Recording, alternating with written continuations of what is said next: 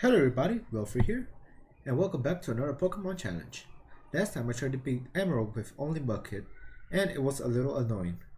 But today we're going to figure out if I can beat Pokemon Gold with only Aipom. Aipom was a Pokemon I liked when I was younger, but for some reason I kinda forgot about him. I didn't even know that he was from Gen 2. But all aside, Aipom is pretty fast and a good physical Pokemon, with bad special attack, but we will see how it plays out. I wrote this script before the challenge, so everything in this part is written before I've even started. I think I can finish the game, but I don't know if I'll be able to beat blue or red. So, let me explain the rules. In combat, I can only use Aipom. I'll use other Pokemon for HM, but they won't be used for battles. No glitches or exploits, no items in battle, only Pokeballs, held items, and items outside of battles will be allowed. Now let's get started. First off, I used the Universal Pokemon Randomizer to replace Chikorita for Aipom. I named him George. Tell me in the comments if you know why. First rival fight was a cakewalk since I'm over-leveled by Granite on the wild Pokemon. My battle against Youngster Joey, and oh my god, I defeated his Rattata. I am destined to be the best trainer. The fight against Faulkner was easy since he isn't that good of a gym leader. Maybe it's because I was over-leveling too much on the wild Pokemon.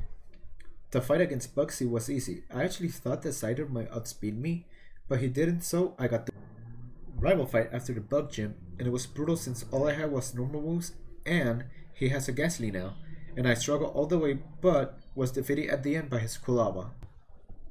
I tried again, but this time I gave George Fury Cutter, and his Ghastly instantly puts me to sleep and using Spike reduces Fury Cutter to 0 power points. So I had to struggle again, but this time I was able to. Time to face Whitney, and I just used Fury Cutter to stall Bidden Power and take out her Miltech fast. And I ended up one-shotting it. Honestly, this is a wonderful way to deal against Whitney. Time to go against the Ghost Gem, and I don't stand a chance. Since the only move I can use is Fury Cutter, I'm not doing that much damage to his Pokemon since they resist Bug, and I was eventually taken out by I decided to grind since I'm not ready yet. I went to the Burnt Tower and fought against the rival.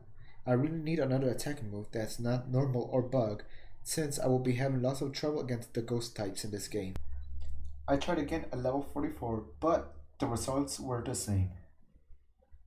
I gave hidden power to George, but it turns out that his hidden power is fighting. Me and my good luck.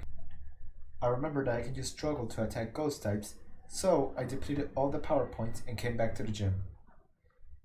And I didn't expect it, but I ended up sweeping his whole team, and now I can move on with my journey. Then I went to face Jasmine's team, and it was no problem at all. It did take a while to defeat her Steelhead since it has a high defense, but eventually I did got the. I faced Price Gym, and same with Jasmine, I basically one-shotted his whole team except Pyroswine, but I ended up winning in the. Then I went to face Chuck, and this was a fight that was trying to hold a little longer since his Pokemon are all fighting types, but since George is 2 times higher than his Pokemon on level, I gotta win easily. Also, I just found out that George has Pokerus. I only noticed because the professor called me talking about Pokerus, so I just go and check him out. Time to face Claire, and I just used Return to sweep her whole team. I didn't expect to take out Kindra in one hit though. That's pretty unusual. Before facing the Elite Four, these are my stats. With how easy the game has been going, I think I can do it, so let's see and try. The fight against Will was easy since his Pokemon are Psychic types and I can just use Shadow Ball. Next is Koga, and his Fortress took a while to defeat, but it wasn't impossible, so I beat him. The fight against Bruno was easy, but I got scared when Hitmonchan used Mach Punch. Honestly, I thought it would do more damage, so I just took him out and got an easy win. Time to face Dark Trainer Karen, and it was easy to check her Pokemon out since there's no threat there. Time to face Champion Lance, and I actually expected a better challenge. The only damage I received was Hyper Beam from his Aerodactyl that survived a return, but it didn't do too much, so I. With that, I have completed the main story of the game, but there's also the post-game in Kanto. I'll be skipping Urgent Leaders since they have little to no importance with how weak they are, and I will only show the fight against Blue and Red. Time to face Blue, and this fight was another where I expected more than I was given. His right arm did put up a sandstorm, chipping some damage to me every turn, but it was also doing damage to him. I accidentally used Shadow Ball instead of Return on his Arcanine, and it survived, but his Flamethrower didn't do that much damage to me, so I ended up winning. Time to face Red, and I was taking down his Pokemon fairly easy. His Snorlax did take a while to defeat, and he used Body Slam, giving us a decent amount of damage. Then when his Charizard came, it survived a return and hit me with a critical Flamethrower, taking me out.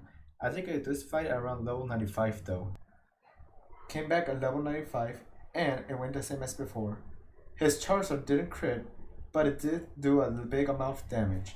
Then came Blastoise, and also survived return, and then he used Blizzard on me, and I survived at 10 HP, and I got the win. And with that, I've completed this challenge. It was pretty fun, except those parts where I had to deal against ghost types. Next week, I might try Pokemon Fire Red with only Porygon. I hope everybody enjoyed this video. Please like and subscribe, and other than that, Wilfrey here, and I'll see you on the next video.